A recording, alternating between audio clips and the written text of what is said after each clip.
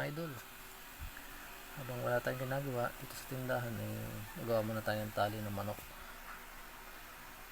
Kaunti ng ating pangbenta, kaunti ng stock natin. Gagawa natin dito yung mahaba na pandugtong sa pamaa. Kinakama natin yan. Medyo masakit lang sa kamay at malaki yan, pangkak. Malaki ang tali. Dito naman ang gagawin natin ay yung pinaka swivel, para umikot yung dalawang tali pag pinagdugtong, para hindi magbuhol kapag nakalagay na sa manok. Pag nakatali na, kailangan natin yung pasuin. Kailangan natin mapaso ng maganda para hindi mahugot kapag ginagamit na, kapag nakatali na ang manok.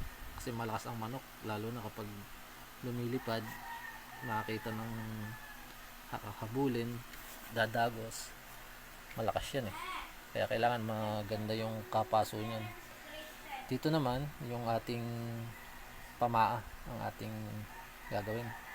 Yan yung pinakalak sa dulo, kailangan maganda rin yung paso niyan para hindi mahugot. Yan, ganyan. Yan yung kakalabasan niya.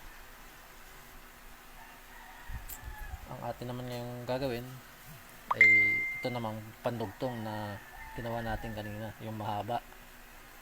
Kailangan maganda rin yung kapaso, kasi dyan ilalagay yung bakal na nilalagay sa lupa, ibinabaon. Kailangan maganda yan, maganda ang kapit ng paso niyan para hindi mahugot. Ngayon, tapos na natin. Atin namang dudugtong na. Ang una natin lalagay yung pinaka swivel na ginawa natin kanina. Yan, bubuhol lang natin. Yan yung magiging lock nya bago natin pasuin ulit. Kailangan ulit maganda yung kapaso niyan. Kailangan dikit na dikit sa tali para hindi mahugot, hindi mawala yung buhol. Yan, ganyan lang. Tapos ganyan, yan ang kalalabasan niya. Ngayon, yan yung pampaa natin na ginawa kanina. Tapos na natin. Dudugtong naman natin doon sa mahaba. Ganyan lang. Kailangan magkasalungat. Kasi pagka hindi magkasalungat yan, hindi yan iikot ng maganda. Magbubuhol-buhol yung tali ng manok. Buhol lang natin yan. Maya-maya, saka natin papasuin pagka ilagay na natin lahat. Naidugtong na natin para hindi tayo mahirapan.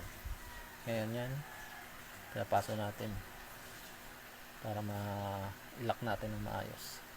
Ganito, ayan, ganyan kalalabasan, magkasalungat dapat. Okay, tapos na natin.